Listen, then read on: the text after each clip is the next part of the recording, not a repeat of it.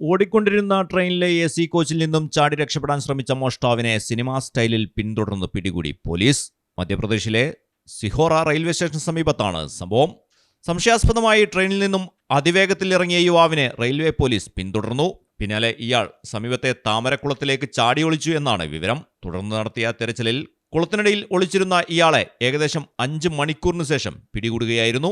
അറസ്റ്റിൽ നിന്നും രക്ഷപ്പെടാൻ താമരയുടെ തണ്ട് ഉപയോഗിച്ച് ശ്വാസം എടുത്തുകൊണ്ടാണ് ഇയാൾ ഇത്രയും സമയം വെള്ളത്തിനടിയിൽ ഒളിച്ചിരുന്നത്.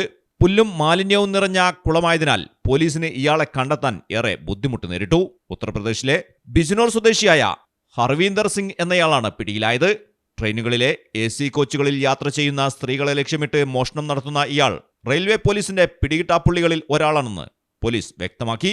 News desk Malayalam television. കടലിന്റെ സൗന്ദര്യം ആസ്വദിച്ചുകൊണ്ട് ഒരു ലക്ഷറി ക്രൂയിസിൽ പോയാലോ?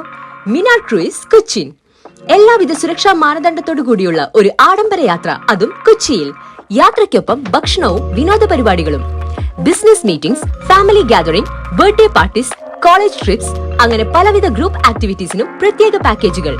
Live DJ, live music performance, magic show, mentalism programs. Minar cruise Cochin.